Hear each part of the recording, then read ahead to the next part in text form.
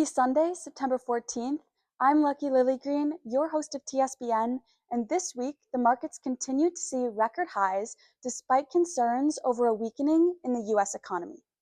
Updated numbers came out on Tuesday from the U.S. Bureau of Labor Statistics, confirming even slower job growth than originally perceived. Whether this economic gloom will continue and lead to a recession, we don't know, but the early signs are there.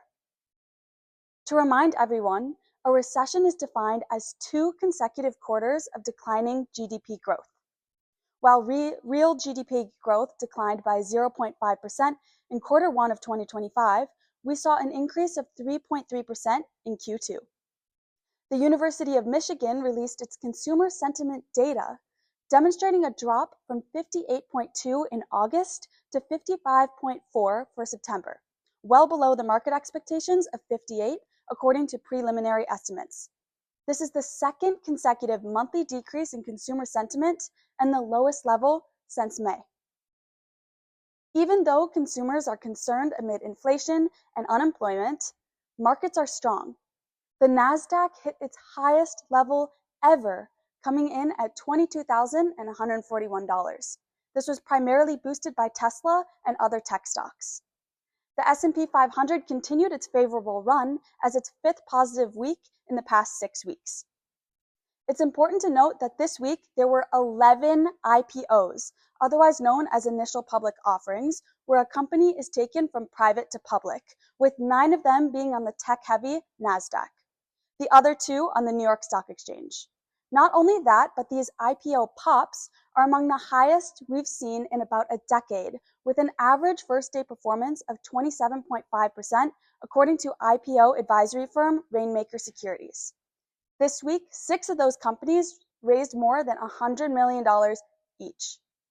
The companies vary across industries, including Klarna, the Buy Now, Pay Later service, Black Rock Coffee Bar, an Oregon-based coffee shop, a crypto exchange named Gemini Space Station, which jumped nearly 60% after opening on Friday, Hang Fang Tech, which exploded by 208% in its debut, and others like Legence, OTG Acquisition, and Via Transportation.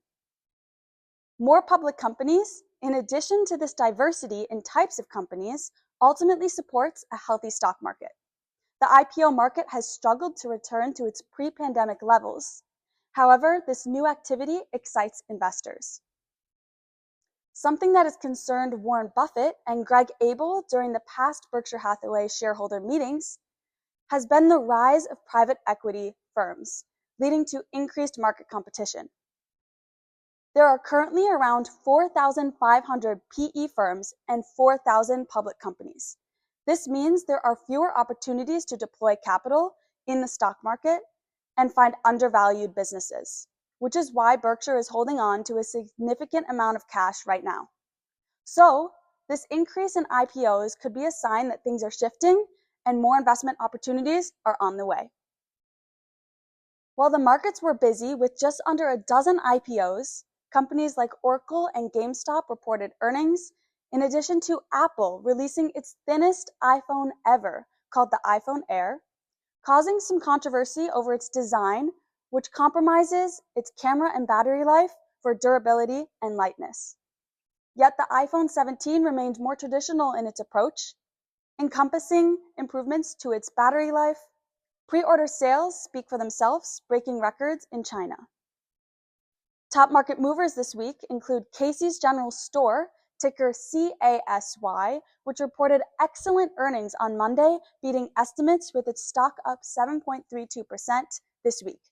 Surprisingly shocking for a chain of roadside convenience stores in smaller markets. Warner Bros., ticker WBD, was also up with a 16.7% increase in its share price as Paramount Skydance, ticker PSKY, prepares to make an offer for the company. Paramount was up 7.6% over this news.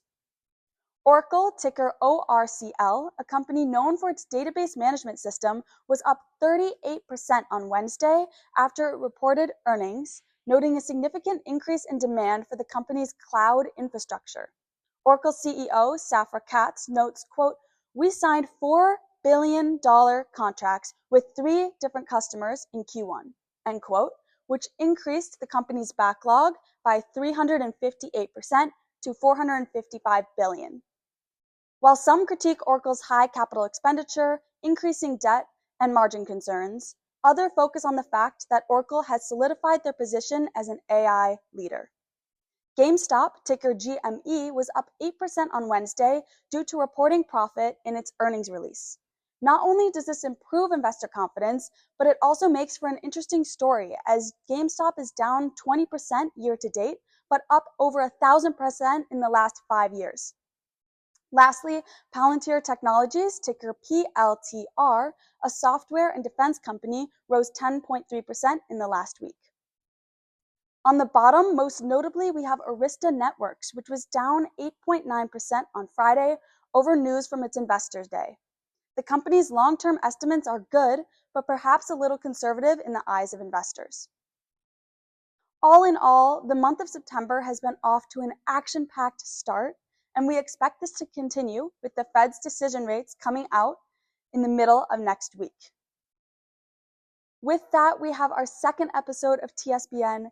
Thank you so much for tuning in. I'm Lucky Lillygreen, and I can't wait to see you next week.